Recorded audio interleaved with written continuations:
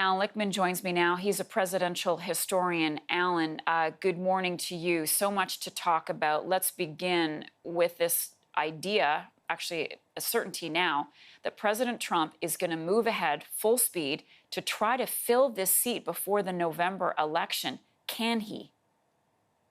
Most likely, yes, but not necessarily. It would take a defection of 4 Republican senators to block it. So far, 2 have stated opposition, Susan Collins of Maine and Lisa Murkowski of Alaska. Whether the Democrats could get 2 more is dubious. Look what happened with the impeachment. They couldn't even get enough Republicans to go along with presenting new witnesses and evidence.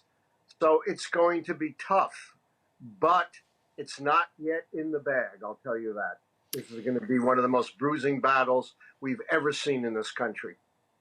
And talk to us more about that, because we have heard over the weekend that both sides see an opportunity here to gin up their base.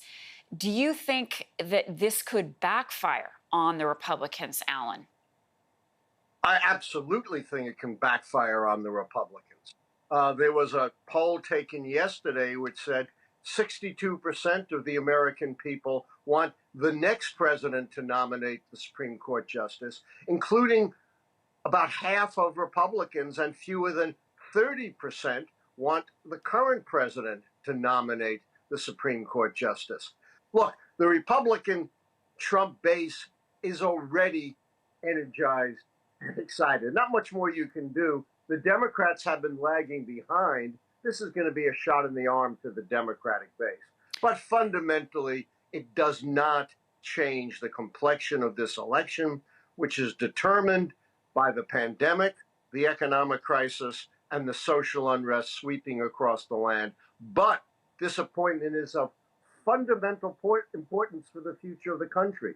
At stake is abortion rights for women, the survival of the Affordable Care Act, voting rights, voter suppression, regulation of business, all these monumental issues that affect the daily lives of the American people are at stake in Supreme Court appointments. It's almost mind-blowing when you add it all up like that. So I'm wondering, with this pandemic and the U.S. approaching 200,000 deaths, does this give the president, in a twisted way, the opportunity to distract people from what hasn't been done to get the virus under control and have them now focusing on this seat on the Supreme Court? Certainly the president will try to do that. The one thing he is really good at is deflection and distraction.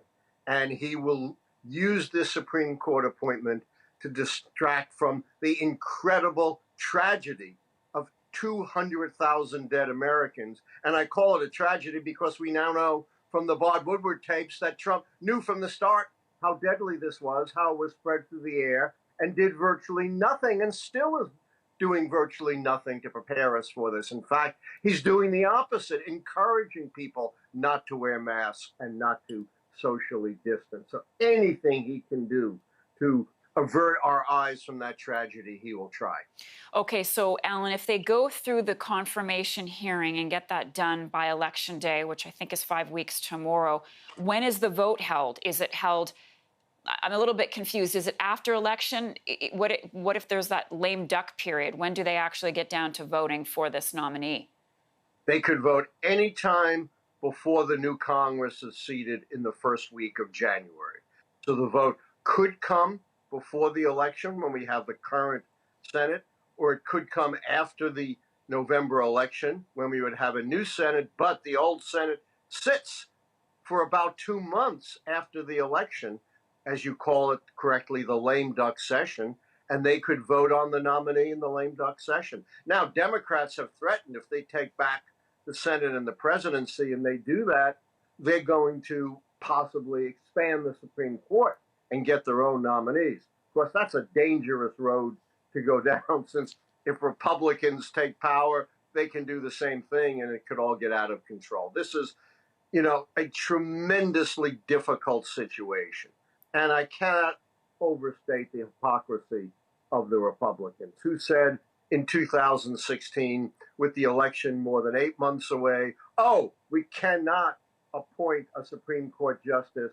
The next president must do it. Now, with the election a month and a half away, they're saying, oh, no problem in having this president appoint a Supreme Court justice. Mitch McConnell and Donald Trump, they know no shame. You can't shame them.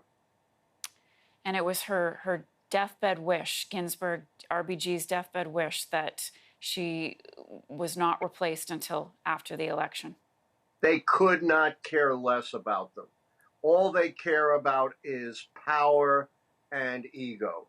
Principle, consistency, compassion for Ginsburg, reflection on her legacy count for zero when it comes to Donald Trump and Mitch McConnell. And I hate to say that because that's such a terrible commentary on how far Republican politics have sunk in this nation. You know, Ronald Reagan would be turning over in his grave if he saw what happened to his Republican Party. Allan Lichtman, presidential historian. Thank you so much, Allan. We'll talk to you soon.